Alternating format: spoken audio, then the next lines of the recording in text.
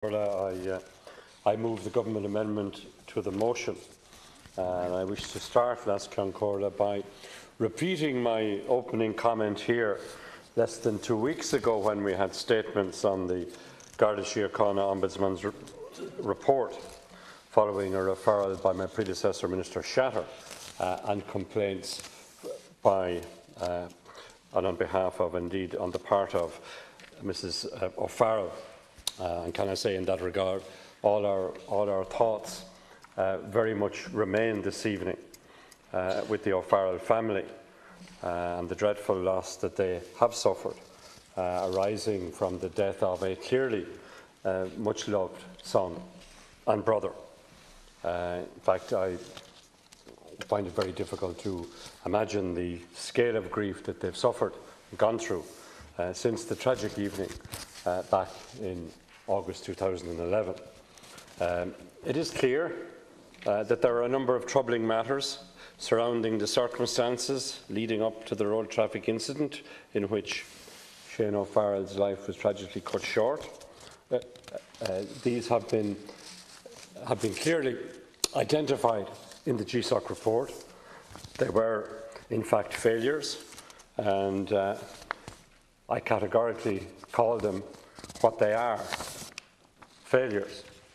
A man who had numerous previous convictions, including for theft and drugs and road traffic offences, and who was out on bail at the time of the accident, had also been arrested for other offences while on bail. Now, we all know that there are laws related to the obligations on those who obtain release on bail, and there are sanctions for those who breach bail conditions. Unfortunately, in this particular case, those sanctions were not implemented, and this, of course, was a failing, and a very serious failing. The Garda Síochána Ombudsman Commission has spent 6 years investigating the allegations made in relation to this case. Its very thorough first investigation focused on potential criminal offences. I'm sure everyone who makes a contribution and indeed listens to this debate has taken the care to read the report and to read it carefully. In its first report, GSOC did not identify any criminal offence by any Garda, but it did identify a number of matters which require further investigation. That investigation is now commenced. I expect a further report in early course when GSOC completes its investigation into disciplinary matters. That report may lead to the Garda Commissioner instituting disciplinary proceedings. I'll come back to this matter in a moment, but I wish to point out yet again that GSOC is an independent statutory agency with an important role across the state. My officials are working with GSOC to advance a business case for additional staff for consideration by the Department of Public Expenditure and Reform. I'm also looking at ways to strengthen GSOC's powers. In this context, I wish to align any action I take with the forthcoming report of the Commissioner of Future of Policing in Ireland to ensure a coherent criminal justice architecture is very much in place. I'm committed to ensuring that GSOC has the resources it needs to carry out its functions in an efficient manner and in an effective way. I know that members of the House had a concern that the GSOC investigation was taking a long time. That is understandable. However, it's important to pause and reflect on the complexity of the investigation undertaken. In excess of 50 separate allegations which involved multiple people. We're all aware of the importance of due process and the seriousness of a finding of criminal wrongdoing, so we can understand the care taken by GSOC to ensure that it carried out a thorough criminal investigation and could stand over each and every one of its findings. It's very regrettable some members opposite have chosen to criticise GSOC and its report. In fact, it would not be going too far to say that some members sought to castigate GSOC for its deliberations in this issue. I want to remind the leader of Sinn Féin that on the 31st of May, in the course of statements in this House on the GSOC report, she said that there are statements in the report that, as she put it, are simply erroneous. She went on to state that the absence of a summation on each complaint was, to quote her, inexplicable and disgraceful, in that she herself was erroneous, since the list of all the 56 complaints made by the family of Shane O'Farrell are set out clearly in the appendix to the report. She accused GSOC of, and I quote, playing for time, and I quote further, playing games. I find those remarks to be completely unacceptable about a body led by a highly respected High Court judge, Miss Justice Eireann Ring, which is carrying out a very important and at times difficult job. If that wasn't bad enough, her colleague Deputy O'Leary described the report as a farce. Other members were quick to jump on the bandwagon. Deputy Jean O'Kenny described the report as a whitewash, while Deputy Matthew McGrath described GSOC as useless and toothless and fruitless. A nice soundbite perhaps, but completely inaccurate. Other deputies cried cover-up. These are unacceptable remarks by elected members of this House about GSOC. I'd ask the deputies the deputies to withdraw them. Indeed, GSOC has a deserved reputation for calling it as it is, whether that involves criticism of An Garda Síochána or whether it involves criticism of the government or whoever. To suggest that they would participate in a cover-up or a whitewash is deplorable. Indeed, should be withdrawn. Leaving that to one side, however, I will say that the failings identified by GSOC are most serious. The failings in relation to follow-up following breach of bail conditions is unacceptable, and my department will be working closely with An Garda Síochána to ensure that appropriate systems are in place to bring such breaches to proper notice.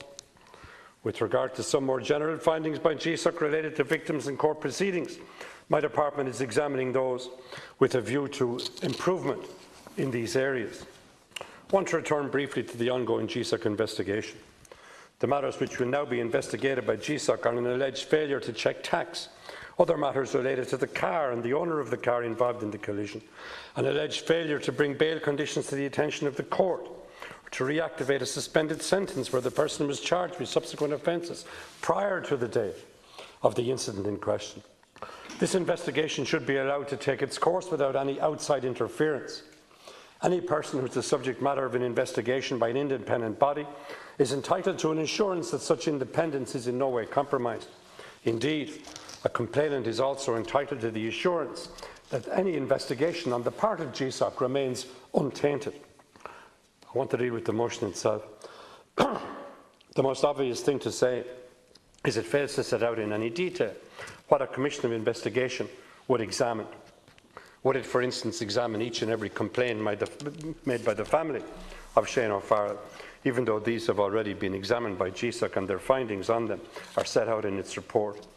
Would it examine matters after the road traffic incident?